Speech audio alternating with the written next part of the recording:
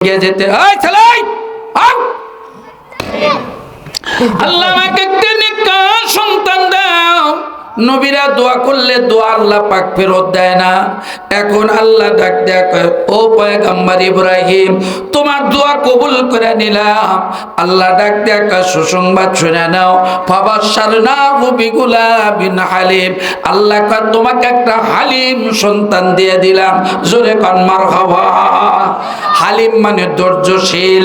আল্লাহ তাআলা ডাক দেয়া কয়, তুমি ছিলে পরহেজগার, আর আমি দিলাম তোমাকে ধৈর্যশীল। এই ধৈর্যশীল সন্তান আল্লাহ কবুল করলেন। আমাদের মা হাজরার পেটে আল্লাহ তার পেটে সন্তান দিয়ে দিলেন।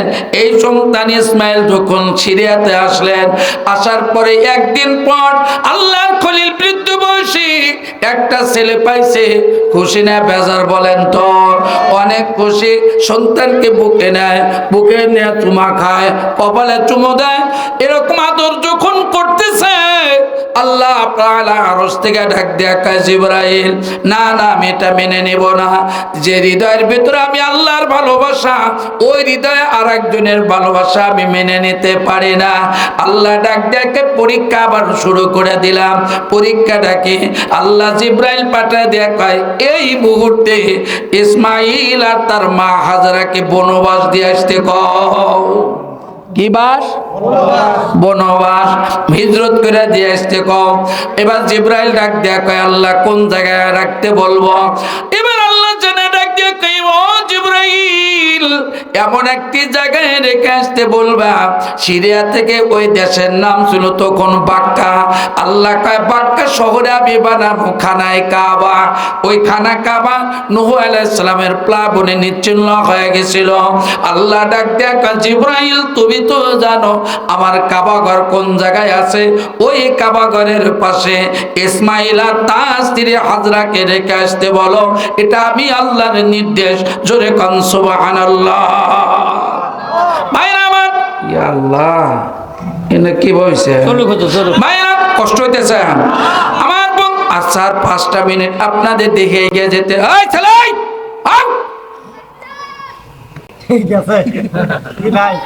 আবারটা হস সুবহানাল্লাহ কোন না না নিমু মানে আপনি বেশি কথা কইলেন কে? সলবল থাকবেন না, সলবলের কাম নাকি? এটা কি খেলবার নিকে করছেন? আপনারা কি কন? ওরম পেতেলে সলবল দিছেন কে?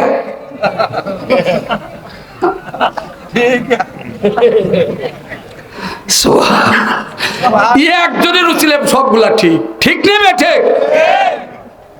আপনি কলি তো না ভাই না আমার কি জানি কবে নছিলাম। ইসমাইল আলাইহিস সালাম তো সল, এই দেখেন এ সল কে বসল আঙ্গুর সল দোল ভরে। আর কিছু সল বল আছে মায়ের কোলে আল্লাহর কথা সাক্ষী দেয়। আমনের সল খাড়া থেকে মতে, আর আমার সল হইয়া থেকে মতে। ওনার কইতেছি না বলে ভাই না আমার কি জানি কবে নছে। ও আব্বু, ও শোনা আব্বু, বসো বসো। হ্যাঁ হ্যাঁ, এই দেখ ভদ্র ছেলে, ভদ্র ছেলে ইসমাইল আলাইহিস সালাম। জোরে কান মারহাবা। আল্লাহ নির্দেশ দিলেন, জিবরাইল আলাইহিস সালাম আয়েশা কয়, সালাম দিয়া কয়, চলেন যাই। কই যাব? কয় যে পানি আর কিছু খেজুর নেন।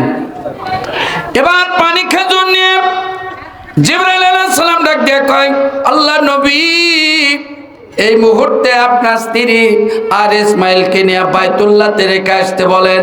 কে নির্দেশ দিচ্ছেন? আল্লাহ।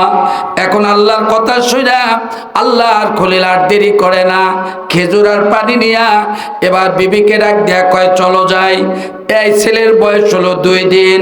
বাইরা আমার, এই নাবালক সন্তান ইসমাইল আলাইহিস সালামকে আল্লাহর খলিল বুকে ধারণ করে উটের উপর উঠলেন। উটের লাগাম ধরে আছে জিবরাইল আলাইহিস সালাম।